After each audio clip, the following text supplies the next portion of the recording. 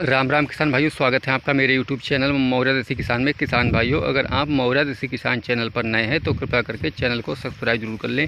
भाइयों, आज का हमारा विषय है कि हम अपने गन्ने में कोराजीन को किस समय पर कितनी मात्रा में और किस तरह से लगाएं, जिससे कि हमारे गन्ने में जितने भी प्रकार के कीट हैं, चाहे सूट बोरोर हो, चाहे टॉप बोरोर हो, चाहे स्टेम बोरोर हो, किसी भी प्रकार का कीट हो भाइयों हिंदी में बोलो तो चाहे कंसुआ हो, चाहे चोटी बेधक हो, चाहे तना बेधक हो, किसी भी प्रकार का कीट हो भाइयों, सभी के सभी आपके मर जाएं। भाइयों, पहले तो बात कर लेते हैं कि जिन किसान भाइयों ने अपने गन्ने में कोराजीन को शुरुआत में ही लगा दिया तो वो भाई क्या करें। भाई, कोराजीन एक बहुत महंगा प्रोडक्ट आता है भाइयों।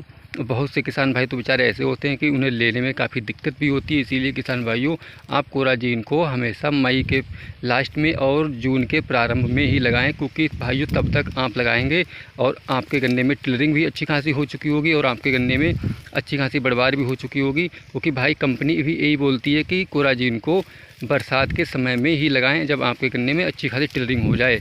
भाइयों, अगर आप अपने गन्ने में मई और जून में कोराजीन को लगाते हैं भाइयों, तब तक आपके गन्ने में बरसात भी शुरू हो जाती है, मानसून भी आ चुका होता है और आपके गन्ने में नमी अच्छी खासी बनी रहती है। तो भाइयों, अगर इस समय पे आप कोराजीन को लगाएंगे तो आपको इसका रिजल्ट बहुत दिनों तक देखने को मिलेगा भाइयों।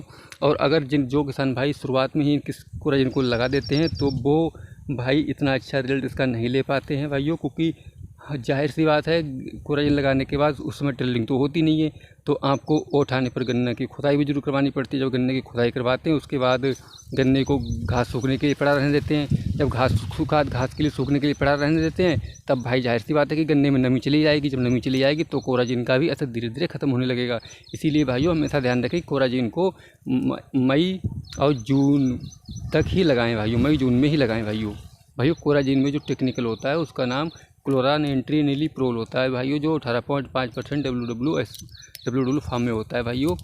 ये भाइयों कोराजीन धीरे धीरे पौधे पर कार्य करती है और इसका असर लगभग 3 महीने तक रहता है। अगर अच्छी से नमी रहती है भाइयों तो 3-4 महीने तक इसका असर रहता है भाइयों। अगर कोराजीन की मात्रा की बात करें तो भाइयों आपके लिए 150 ml कोराजीन ले लेना है और 150 ml कोराजीन को लगभग भाई आपको 300 से 350 लीटर पानी में घोल बनाना है, जिससे कि आपके गन्ने की जड़ें अच्छी तरह से भीग जाएँ। आपको गन्ने की जड़ों के पास ड्रेंचिंग के माध्यम से धार बांध के पानी चलाना है भाइयों, जिससे कि आपके पौधे की जड़ें बिल्कुल भीग जाएं और जितनी अच्छे से भीग जाएंगी उतनी अच्छे से कोराजीन हमारे गन्ने में काम करेगी भाइयों।